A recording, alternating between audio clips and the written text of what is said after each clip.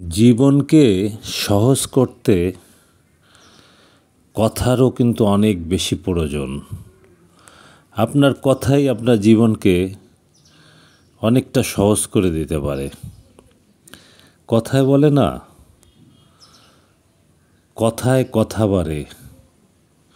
কথার দ্বারা মানুষ সন্তুষ্টি হয়, কথার দ্বারা মানুষ অসন্তুষ্ট হয়। রোজ আমরা অনেক কথা বলি, রোজ কথার পিঠে কত কথা না বলি আমরা, কিন্তু একটা কথার প্রভাব কত দূর গড়াতে পারে অনেক সময় তা আমরা ভেবে দেখি না। কথা বলতেই থাকি। এই কথাটা কি বলছি ভেবে চিনতে না বললে এই কথাটা অনেক দূর পর্যন্ত গড়াতে পারে। এজন্য কথা বলতে হবে অনেক ভেবে চিনতে। কথা আছে না, কথায় কথা বাড়ে। অথচ কথা, কণ্ঠস্বর ও বাচনভঙ্গির ইতিবাচকতা জীবনের জন্য খুবই গুরুত্বপূর্ণ। সে আপনি, আপনার মা বাবা, আপনার জীবনসঙ্গী, আপনার সন্তান, আপনার আত্মীয় স্বজন, প্রতিবেশী, বন্ধু কিংবা একেবারে অচেনা মানুষ, যার সঙ্গেই আপনি কথা বলেন না কেন, কথা দিয়েই আপনি মানুষের মন জয় করতে পারেন। এমনকি কেবল কথার কারণে আপনি অনেক ক্ষেত্রে পেতে পারেন বাড়তি সুবিধাও।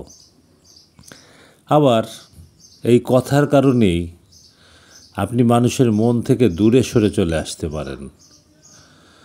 এই কথার জন্যই আপনাকে কেউ আর পছন্দ করবে না। আর বাড়তি সুবিধা তো দূরের কথা, আপনি অনেক অসুবিধার ভিতরেও পড়তে পারেন এই কথার কারণেই। এজন্য অনেক ভেবে চিনতে আমাদের কথা বলতে হবে। আমরা অনেকে আছি শুধু কথা বলতেই থাকি এবং বলতে বলতে মানুষকে অতিষ্ঠ করে দিই। কিন্তু যারা ভেবে চিনতে কথা বলে, সুন্দর করে কথা বলে, তাদেরকে কিন্তু সবাই পছন্দ করে।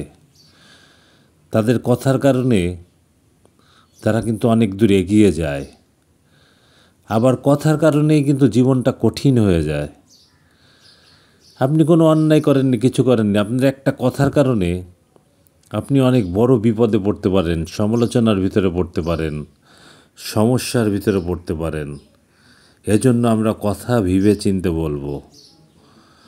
যা ইচ্ছা তাই বলবো না, মুখে যা আসে তাই বলে দিব না। আমরা সবসময় ভেবে চিনতে আমাদের কথা বলার চেষ্টা করব। সবাই ভালো থাকবেন, সুন্দর থাকবেন। আল্লাহ হাফেজ।